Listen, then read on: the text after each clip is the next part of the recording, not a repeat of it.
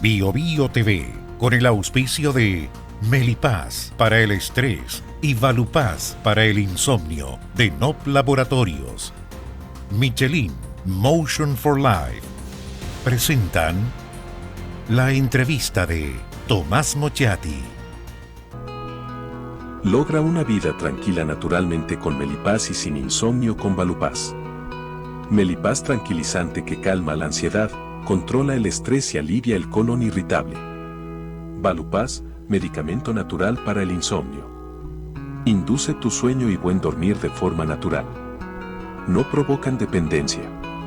Para adultos y mayores de 12 años.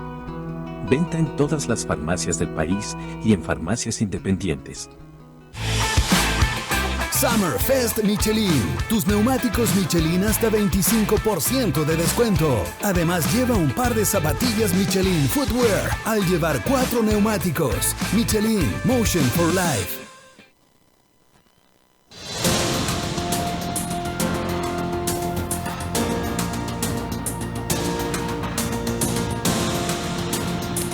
Vamos a hablar de este libro y su autor.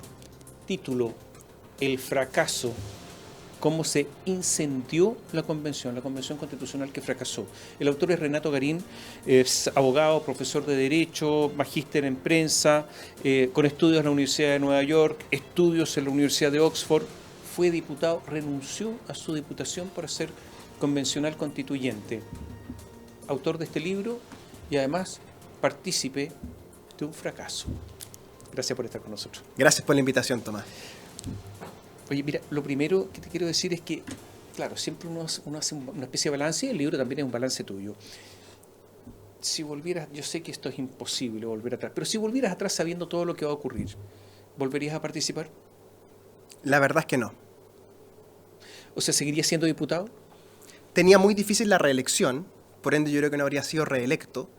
Estaría en mi casa tal como estoy ahora, pero la convención me dejó una huella indeleble, psicológica, política, curricular, académica. ¿Psicológica? ¿Vas al psicólogo? He trabajado, digamos, el tema desde diversos ángulos, ¿no? Pero yo creo que nadie que pasó por la experiencia de la convención salió indemne. ¿Psicológicamente indemne? Sí, yo lo sigo viendo, pero sigo viendo que los convencionales que no han trabajado el tema, no lo han deglutido, digamos, siguen actuando como estaban en la convención, no han hecho la autocrítica. ¿Quiénes, por ejemplo? Yo veo que el movimiento de la lista del pueblo, que ha ido cambiando de nombre, siguen en la posición de octubre del año 19. Veo que quienes se organizaron como movimientos sociales constituyentes también están en esa posición rupturista con la élite, que yo creo que pasó ya. Ya no. Oye, mira, martes 14 de septiembre, vigésima sesión.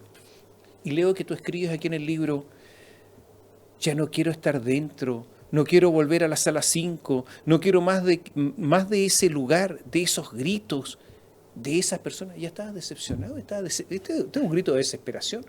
¿Te demoraste muy poco en estar desesperado?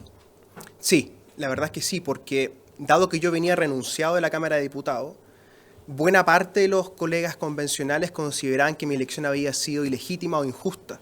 Por ende, escuchaba peroratas, interpelaciones diarias, todos los días, de diversa índole. ¿Te atacaban? Sí, desde el humor hasta las funas, digamos, ¿no? O sea, había todo un registro y me fue agotando eso, la verdad, sí. Oye, mira, aquí está la justificación del libro. Este libro condensa las anotaciones, preguntas y cavilaciones inscritas en un cuaderno que me acompañó desde el día inicial. Aquí se reúnen 30 años de identidades conflictuadas capaces de hacer arder cualquier capilla. Son los 30 años marcados por la irrupción definitiva de las mujeres en el poder, son los 30 años del cambio climático, del surgimiento de Internet, del consumo masivo de los nuevos ricos riquísimos y de un Chile impensable para nuestros abuelos. Tú trataste de ver lo que estaba ocurriendo y cómo se iba a plasmar esto a nivel normativo, porque al final eso era. Y de ahí tu decepción, porque tú quisiste ver todo esto y no. Me encontré con una institución donde el resentimiento gobernaba la interacción humana, toda la interacción humana. ¿Tenían resentimiento contra ti? Manifestaban algún tipo de resentimiento porque yo era la clase política dentro de este espacio, junto con el ex senador, otros ex diputados, ex ministros, y se nos imputaba el fracaso del sistema político chileno en octubre del 19. Y entonces pasamos a ser rostros de un problema político, y eso me pareció muy injusto siempre. ¿Te trataron como un privilegiado? Sí. ¿Por qué? al menos el primer semestre se me hizo sentir desde distintos ángulos, ¿no? De distintas maneras, la idea de que la Cámara de Diputados, y para qué decir el Senado, eran representantes o símbolos de algo que estaba muy mal en la élite política chilena, que puede ser cierto, el diagnóstico puede estar correcto, pero sindicarnos a las personas que hayamos sido electos para esta tarea, que tenemos experiencia parlamentaria, como un problema, yo creo que se ha demostrado que fue una muy mala estrategia. Rostros, yo diría, emblemáticos, inolvidables, de la primera etapa de la convención, pero que la marcaron, fueron Elisa Loncón y Jaime Baza. ¿Cómo calificas su desempeño? Muy mediocre, la verdad. ¿De los dos? Sí, ambos son académicos, ambos tienen un currículum que uno diría fuera de la convención es espectacular, sin embargo su inexperiencia política del día a día les empieza a pasar la cuenta desde los 15 minutos que son electos.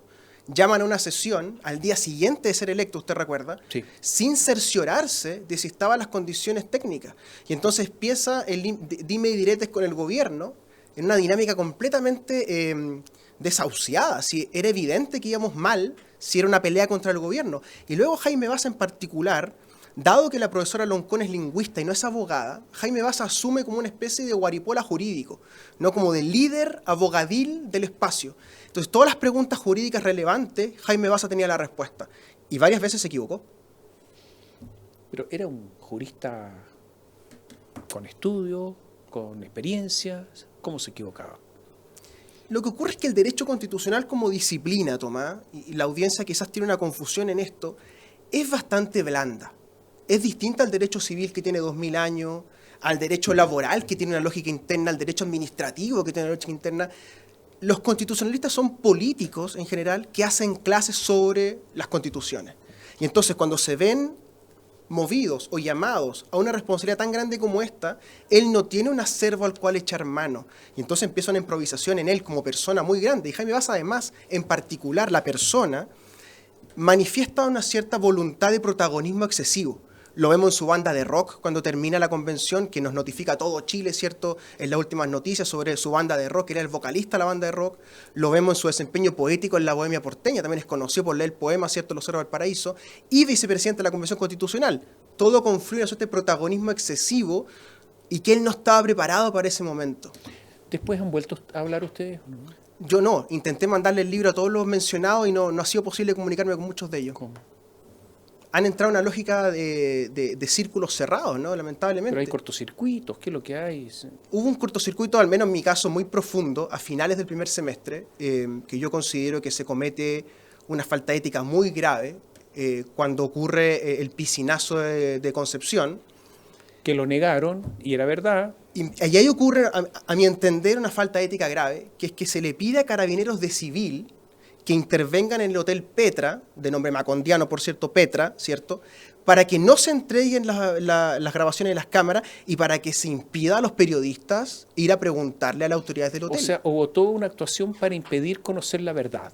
Así es, y me parece que... O sea, Elisa Loncón mintió me cuando parece dijo que esto era una mentira. A ella la engañaron desde el colectivo socialista. Ah, fueron los socialistas los que engañaron a Loncón. Porque quienes terminan en la piscina, el gran protagonista es el señor Pedro Muñoz, vicepresidente de la convención en ese momento, que era el cumpleañero ese día que se estaba ocurriendo la noticia, ¿verdad? Y es el primero en negarlo. Y entonces, claro, Elisa Loncón, con mentalidad académica, ¿cierto?, de una universidad combativa como la USACH, le cree al jovencito de la historia, ¿cierto?, y la emprenden contra Radio Bío Bío y su periodista de manera completamente insana.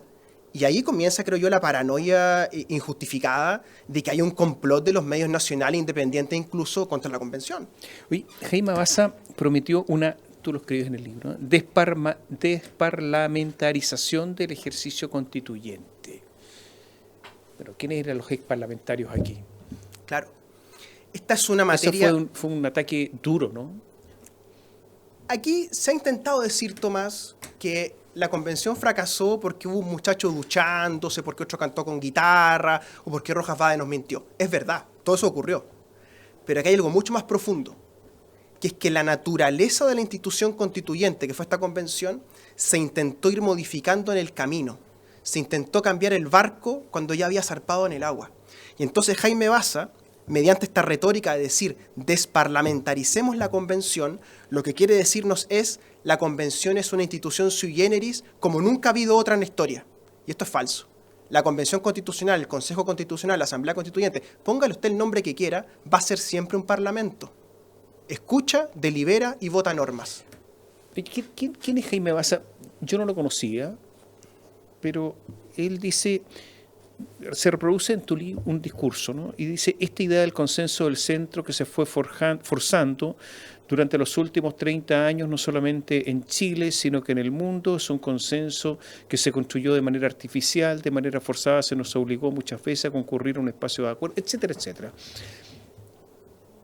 El ataque conceptual a la tesis del consenso de centro, además de la mención crítica contra los intelectuales liberales, eran condimentos perfectos, se escribe acá. Pero él había trabajado con Ricardo Lagos. Claro. Entonces, ¿quién es Baza? ¿El de Ricardo Lagos? ¿El que dice esto en la convención? ¿Quién es? Yo conocí a Jaime Baza hace 20 años más o menos atrás. Él era ayudante de Óscar Godoy, muy destacado académico liberal de Renovación Nacional, Así del es. ala liberal de RN, ¿no? Los que iban contra Jarpa, por darle un contexto, ¿no? Y Jaime me pareció un liberal muy lúcido, muy moderno en su manera de pensar, ¿no? Sin embargo, a medida que va avanzando la crisis política en Chile, él se acerca, claro, a Lagos, luego se distancia fuertemente de Lagos al punto de cuestionar los 30 años sin ninguna piedad, ¿verdad? Y termina siendo un intelectual como de estos democracias radicales, al estilo Chantal Mouffe, Laclau, ¿cierto? En el Frente Amplio, en el contexto del Frente Amplio. Y me parece que él, como trae esta formación liberal, sobreactúa en algún rol, ¿no? En este rol de protagonista, sobreactúa esta beta antiliberal para satisfacer entonces esta izquierda comunitarista, colectivista, ¿verdad? Que no le gusta el individuo como sujeto de derecho solamente, ¿no? O sea, se pasa de rosca. Sí. La convención es un ejercicio de pasarse de rosca, completamente. Y claro, el que está arriba, el guaripola jurídico, es el que lleva la batuta. Usted lo recuerda yendo a una comisaría a liberar 2 constituyentes que estaban detenidos por desorden. ¿Y Elisa Loncón? Que fue muy dura en sus conceptos, ¿eh? Sí, Elisa Loncón es un personaje difícil de asirlo, ¿sí? La mejor manera de interpretarla es en su relación conflictuada con la machi Francisca Linconao. Dentro del mundo mapuche de la convención había 2 liderazgos, la presidenta Loncón y la figura espiritual de la machi. Y la presidenta Loncón nunca supo lidiar con esta figura religiosa a la izquierda de ella, que la trataba amarilla en el fondo todo el tiempo, así está el discurso, ¿no? Entonces Elisa Loncón, a mí no me termina de quedar claro si ella es una exconcertacionista transformada en un bacheletismo 3.0, si es una radical como es Jaime Baza, si es un etnonacionalismo a la Humala en Perú, o es más bien una persona que se acomoda al viento que sopla aquel día. Y esa es la sensación que me termina quedando. Ahora, ella desfigura su rol completamente, y aquí equivoca republicanamente la idea de la presidencia de la convención al victimizarse. Ella equivoca al ser víctima. Oye, en algún momento, tú cuentas en el libro que Fernando Atria, Cristian Viera, Amaya Alves, Jaime Baza forman un núcleo. ¿Qué influencia tuvo este núcleo en la convención? A mi entender, este núcleo, que se llamaba irónicamente dentro del grupo ABA... Todos ¿cierto? abogados. Por supuesto, con doctorado, con el circuito académico de las revistas, todo incorporado a su currículum. Amaya Alba en particular, me parece la líder de los 4, se queda con la coordinación de la Comisión de Reglamento. En la Comisión de Reglamento lo que hace la mayoría, junto con Atria y otros, es empujar el proyecto de la fundación que tenía Revolución Democrática en su momento, que ellos también integraron, ¿no? La famosa fundación que se forma con el dinero de las autodonaciones que yo enuncié, ¿no? Entonces, Amaya Alba en el fondo es quien lleva a cabo el proyecto que ellos traen desde esta fundación. Esto se les empieza a desarmar el 4 de enero. Cuando ellos no logran un acuerdo político, Fernando Atria queda fuera de la coordinación del sistema político, Amaya Alves toma una vicepresidencia muy lateral y entonces se empiezan a desarmar. Pero sus primeros 8 meses, ellos son los conductores intelectuales y a mi entender son los grandes irresponsables que alentaron el incendio interno y cuando el asunto estaba desbordado trataron de apagarlos con vasos de agua cuando ya no podían. Este libro es un relato magnífico de todo lo que sucedió en su interior, incluso relata la geografía muy compleja que había al interior de la convención.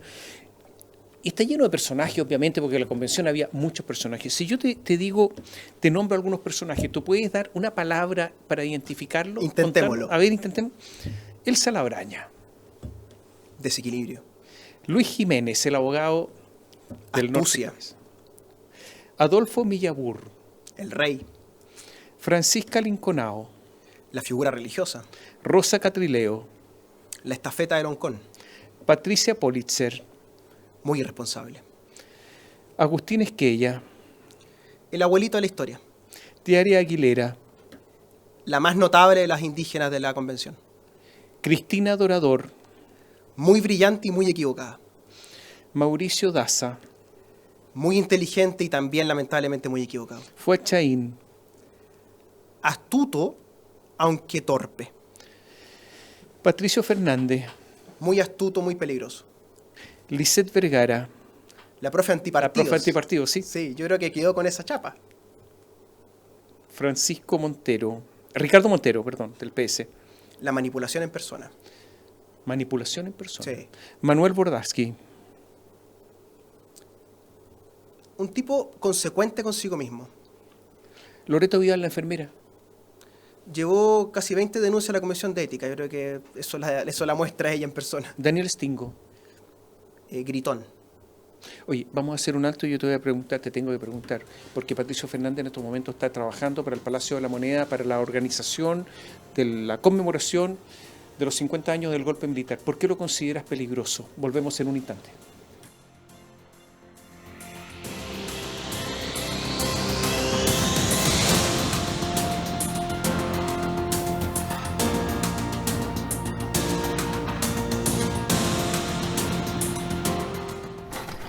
Bio Bio, la radio se escucha y se ve. En nuestra plataforma digital biobiotv.cl, En la televisión digital de libre recepción, Santiago 26.1. Valparaíso 46.2, Temuco y Osorno 29.2. En el cable, Mundo, canal 521. Zapping TV, canal 168. Y en Mi Play, canal 62.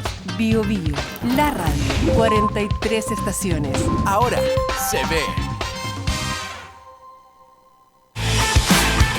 Summerfest Michelin. Tus neumáticos Michelin hasta 25% de descuento. Además, lleva un par de zapatillas Michelin Footwear al llevar 4 neumáticos. Michelin, Motion for Life.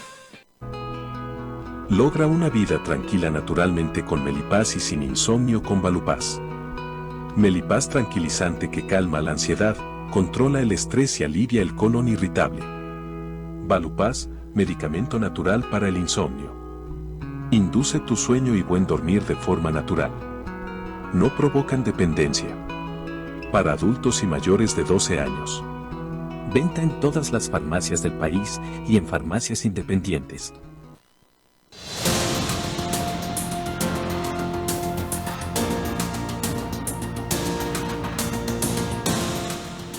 Renato Garín nos acaba de decir que Patricio Fernández es peligroso y leo en la página 124 que tú dices lo siguiente, replico que es peligroso para la Patricio Fernández, que es peligroso para la convención, aunque entiendo el rol de la derecha, metiendo la quilla en una elección como esta. Me preocupaba que siendo electo el perro de aduana se diera algún gustito, que siguiera manchando nuestro trabajo. Aquello de presentarse como un narrador me resulta infumable. Tiene pretensiones de gran cronista, de escritor célebre o de periodista galardonado, no más que un habitué de la noche santiaguina acostumbrado a tejer desde la bohemia y los apellidos conocidos. Se vanagloria de amanecerse con Boric y de bailotear con Bachelet en Cuba. Estoy convencido de que es masón, tiene todo el modito S, nos dice una voz complementando el análisis. Es tal cual lo que se decía esa noche del 5 Lo de enero. tratas muy mal. Patricio Fernández me parece uno de los grandes responsables de lo que ocurrió en Chile. De lo que ha ocurrido en Chile. Sí, los o en la últimos convención. 6-7 años. Porque Patricio Fernández es nombrado por Michelle Bachelet, luego el bailoteo en Cuba, que él cuenta en su libro, se gana la confianza, ¿cierto? Y entonces es incluido en este proceso, en el primer proceso de Bachelet, recordemos, ¿no? Y de ahí en adelante él se ha vuelto una voz constitucional en todos los foros, incluso en la academia. Y yo pregunto, bueno, ¿cuáles son los datos curriculares de Pato Fernández para hablarnos de derecho constitucional? Y ya me parece que completamos el absurdo en nombrarlo a él casi jefe comunicacional de la convención en el primer semestre, justo cuando la convención vivía su peor momento, y el 5 de enero los socialistas vienen y nos dicen que hay que elegirlo presidente de la convención porque le gusta a la derecha. Entonces yo no termino de entender nada. Y ya termina la convención y resulta que el presidente Boric, en un gesto muy irresponsable me parece a mí, lo elige a Pato Fernández para conmemorar narrativamente los 50 años del golpe de Estado. O sea, si esto no es un exceso, ¿qué es lo que es, digamos? Oye, a ti no te querían dejar en ninguna comisión. No. Tuviste dificultades. O sea, fuera de todo. Y en algún momento negociaste algo por aquí, algo para allá, para quedar en la comisión de régimen político. Es mi turno para quejarme de la vida, que los socialistas me aislaron, que traicionaron el pacto electoral, que ni siquiera me saludan, que no tengo colectivo, que no me dan ganas de venir, que a veces vengo y no entro, de puro chato que estoy. Déjate de llorar, Garín. Yo te ayudo a conseguir la firma que te falta para que entres al sistema político. Tal cual. ¿Así fue? Tal cual. Déjate de llorar. Tal cual. Yo me quejaba mucho al principio porque obviamente uno tiene cierta autoestima y piensa que puede aportar en algún espacio. Perdón, ella fue Lisette Vergara, ¿no? Sí, Lisette Vergara, gran persona, humanamente. Y hacemos el pacto, ¿no?, de que estos plebiscitos dirimentes que se habían aprobado en nuestra comisión provisoria, que me parecían realmente muy mal, yo no me manifestara públicamente en los medios de comunicación contra eso y iba a recibir la firma de vuelta. Y lo más notable es que la firma que ella me consigue es del PPD, que supuestamente iba en mi lista. Entonces ya la locura total es que la profe antipartido negocia entre el PPD y el Partido Radical, ¿no? Increíble. Eso fue la convención. Y logras entrar. Claro, logro entrar al sistema político. Una de las mayores críticas que se hace al proyecto constitucional es justamente el sistema político. ¿Por qué, si ahí había casi puros abogados, fracasa tan estrepitosamente? Es el peor espacio laboral que yo he estado en mi vida, esa comisión. Realmente lo digo. Sin formalidades, sin actas. ¿Por qué no había actas? Porque estaba la idea de que si se dejaba un testimonio demasiado detallado de tu argumentación, eso después podía volver en contra en el plenario o podía darse de vuelta el colectivo. Pero es normal que en una comisión haya actas. No, el sistema político funciona de manera muy irregular, realmente. Pero siendo abogados, donde hay formalidades, normalmente los abogados, siempre se dicen son un poco acartonados, las actas son fundamentales. Claro. ¿Cómo no hay actas? Bueno, porque se veía esto como una formalidad que había que cumplir, pero para articular la mayoría de la comisión y, sobre todo, salvar los muebles cuando el incendio se desata en esta comisión, bueno, era imposible para ellos tener micrófonos y actas porque eso mostraba el desastre hacia afuera. Y ocurre un hecho que yo lo cuento en el libro, que a mi juicio es muy grave también, que la Universidad de Chile, en un gesto republicano, cede salas de la Casa Central estupendamente equipada, con micrófono y con cámara de televisión de primera generación, y la coordinadora Rosa Catrileo y el coordinador Ricardo Montero dicen, no, una sala sin registro mejor, para negociar. Yo me retiré de esa reunión en la Universidad de Chile, estaban los periodistas afuera, lo recuerdo, porque no quisieron dejar un acta en la negociación. A ver, pero lo que se buscaba es transparencia o no. Hasta que empezó el incendio. Porque cuando empieza el incendio de la convención, que es más o menos finales de enero, mitad de enero, se pierden todas las formalidades. Se pierden los registros de las comisiones más difíciles. Las que eran más pacíficas tienen sus registros, las otras no. Se pierde en el plenario, ¿usted recuerda? Pero las mínimas formas. En el plenario era un lugar de griterío y de funa. Pero, a ver, estamos hablando de abogados.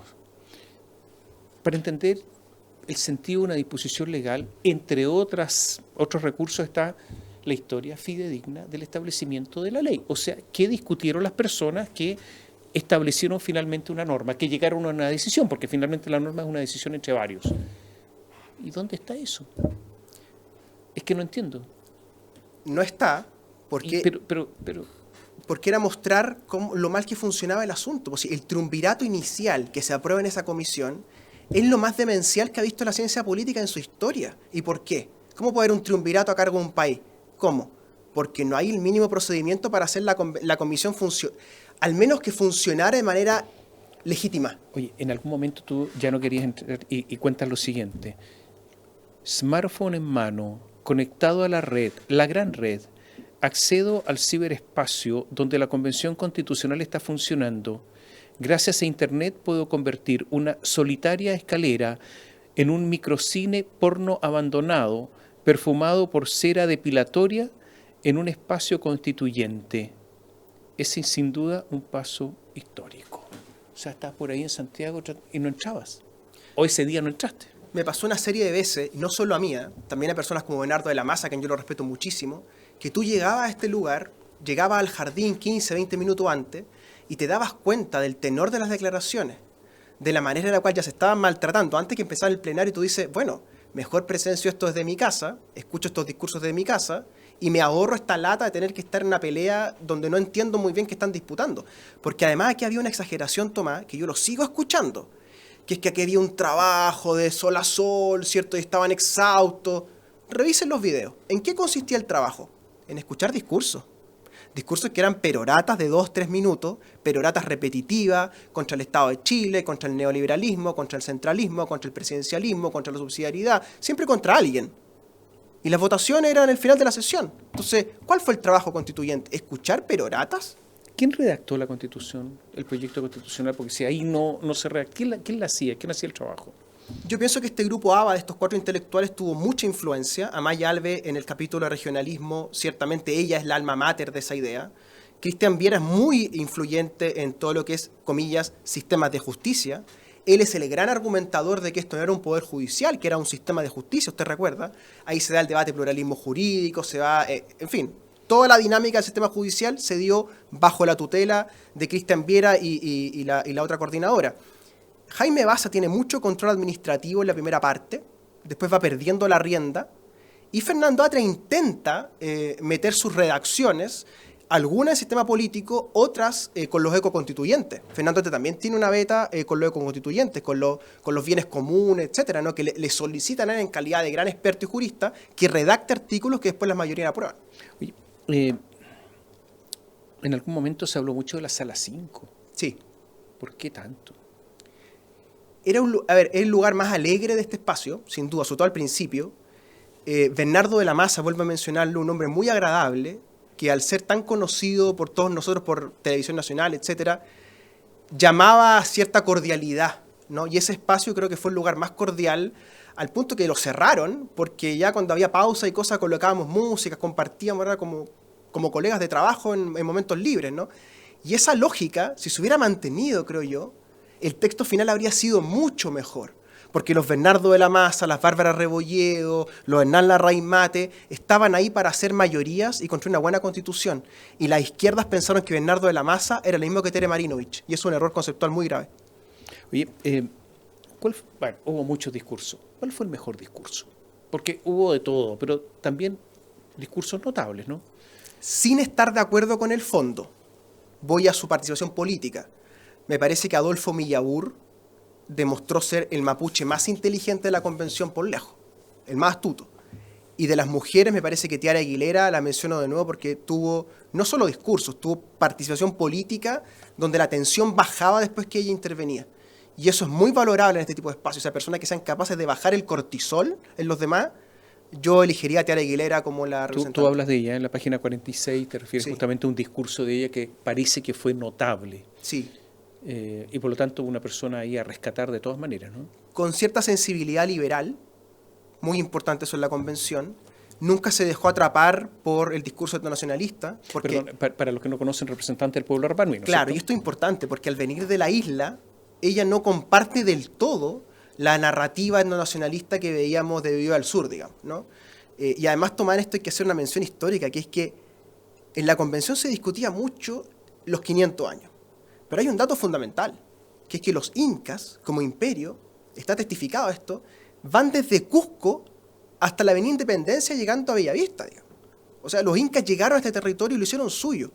Por ende, la discusión que se da de Santiago al norte específicamente sobre el rol del Estado de Chile con los pueblos originarios, habría que darle de otra manera, porque son más bien incas que se apropian del territorio y hacen pactos políticos.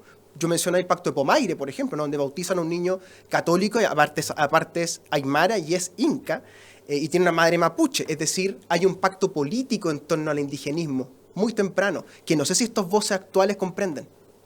Tú haces en algún momento no es el momento, pero una radiografía de cómo estaba el poder al interior de la convención, que es tan complicado que hay que leerlo con mucha atención para darse cuenta de cómo este archipiélago de intereses estaban configurados para tener una real radiografía de lo que pasaba al interior de la convención, lleno de personas con pequeños poderes que tenían unas alianzas transversales u ocasionales con unos u otros, realmente muy notable. ¿En qué momento te diste cuenta que esto iba al fracaso? ¿Cuál fue el instante en que dije esto no? Antes de la primera tocar. sesión, 4 días antes, somos notificados por Zoom por Ricardo Montero y César Valenzuela de que la concertación, nueva mayoría, llámelo usted como la centroizquierda, no iba a existir en la convención. Y eso me fue muy grave, me di cuenta inmediatamente que esto iba al descalabro y que el Partido Socialista iba a intentar construir un eje de gobierno en la convención con el Frente Amplio, lo que nunca lo lograron del todo, y al capotar la lista del pueblo, dato muy importante, capotar la lista del pueblo, esta izquierda insurreccional queda sin un referente institucional para dialogar. Entonces, todo este giro que hace la convención para entenderse con los indígenas, para entenderse con la lista del pueblo, termina en nada, porque terminan siendo votaciones de archipiélagos, como tú dices, pequeños islotes en los plenarios, ni siquiera en las comisiones. ¿Este nuevo camino constitucional, tú crees que tiene viabilidad o no? A ver, yo no me voy a subir a ese carro, Tomás, de está todo mal lo que hacen los partidos, los acuerdos, etcétera, ¿no? Pero me preocupa. Me parece que tener 24 expertos, uno por cada comité parlamentario prácticamente en el Senado de la Cámara de Diputados, nominado a dedo, una expertise que nadie entiende del todo, que no está legitimada democráticamente, durante 5 meses, trabajando encerrados, ¿sí?, en un proyecto. Va a haber una campaña electoral en paralelo, ¿correcto? ¿Qué es lo más predecible? Que los que sean electos van a hacer una campaña o a favor o en contra de lo que se esté escuchando, que están redactando los expertos. Entonces me parece que podemos estar de vuelta, paradójicamente, en la dinámica de partidos versus independientes. Pero ahora se van a llamar expertos y consejeros. Y si ese es el camino es muy peligroso, porque si empieza la rivalidad conceptual, el fracaso 2.0 está a la vuelta de la esquina. Renato, muchas gracias por estar con A nosotros. ti, Tomás, muchas gracias por la oportunidad. Y a ustedes muchas gracias. Este es el libro, El fracaso, cómo se incendió la convención, de Renato Garín. Un libro que es simplemente una crónica exhaustiva de lo que ocurrió con la Convención Constitucional. Gracias por seguirnos.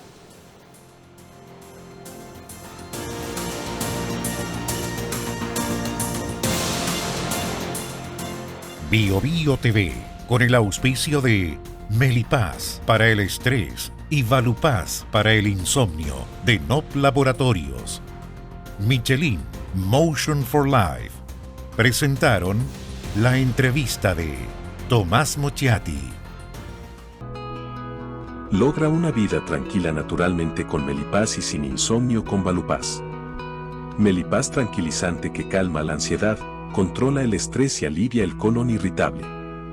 Valupaz, medicamento natural para el insomnio. Induce tu sueño y buen dormir de forma natural. No provocan dependencia. Para adultos y mayores de 12 años. Venta en todas las farmacias del país y en farmacias independientes. Summerfest Michelin. Tus neumáticos Michelin hasta 25% de descuento. Además, lleva un par de zapatillas Michelin Footwear al llevar 4 neumáticos. Michelin Motion for Life.